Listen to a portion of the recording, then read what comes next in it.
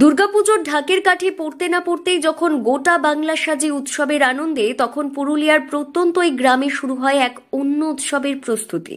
সেই উৎসবে বাজে না ঢাক, জ্বলে না আলো, সেখানে শুধুই বাজে বাঁশ কাটার ছন্দ, বাতাসে ভেসে আসে কাঁচা রঙের গন্ধ, আর তুলি বোলানো হাতে তৈরি হয় স্বপ্নের কাঠামো।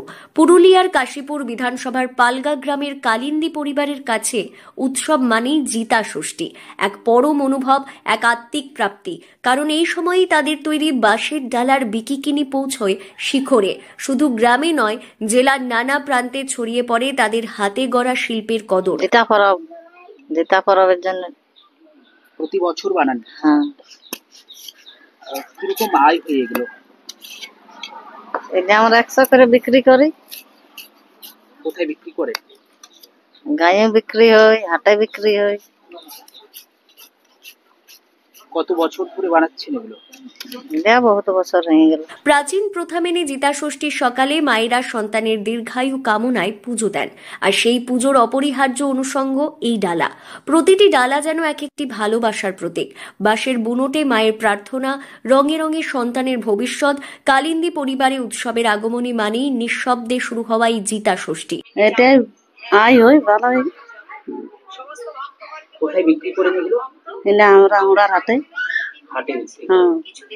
এক একটা কুলো বানাতে কত সময় লাগে? 1 ঘন্টা। কি দিয়ে বানান? এই প্রথমে দিই এরকম খুঁচি দিয়ে তারপরে বানাই। বাঁশের খুঁচি পাতিরে। কত বছর ধরে বানিয়ে আসছেন? এটা আমাদের যখনের থেকে জ্ঞান হয়েছে সে তখনের থেকে বানাইছি। পরিবারের পুরুষেরা ঘুরে ঘুরে ভালো মানের বাঁশ সংগ্রহ করে সেই বাঁশ কেটে নেন মাপ মতো। তারপর মহিলারা সেই বাঁশের টুকরোগুলো ঘষে মেজে করে তোলেন মসৃণ, তৈরি হয় কাঠামো। তারপর শুরু হয় রং তুলির খেলা, আঁকা হয় আলপনা, পাড়, ফাঁস, কেউ সাজায় গৌরীপট্ট, কেউ এঁকে দেন ধানের শীষ। তিলে তিলে গড়ে ওঠে রঙিন বাঁশের ডালা।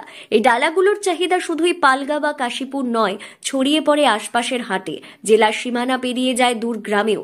আর এর বিনিময়ে শিল্পীরা পান ভালো পারিশ্রমিক, যা তাদের পরিশ্রমকে সার্থক করে তোলে। এই কয়েকটা দিনই কালিন্দী পরিবারের কাছে সবচেয়ে ব্যস্ততার দিন।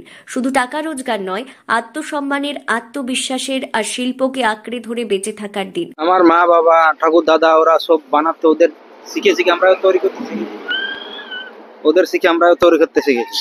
এগুলো আমাদের গায়ে ঘরেও বিক্রি হয়, প্লাস বাজারও নিয়ে যায়, হাটে বাজার মার্কেটে, যেখানে যে বতর পাই সেখানে নিয়ে যায়। যেভাবে আপনারা পরিশ্রম করেন সেইভাবে পারিশ্রমিক পান?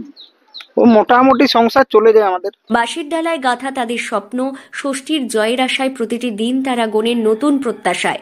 তাদের কাছে উৎসব শুধু সাজসজ্জা নয়, উৎসবই তাদের জীবিকার রং, বেঁচে থাকার অবলম্বন। পুরুলিয়া থেকে শান্তনু দাসের রিপোর্ট, লোকাল 18 বাংলা।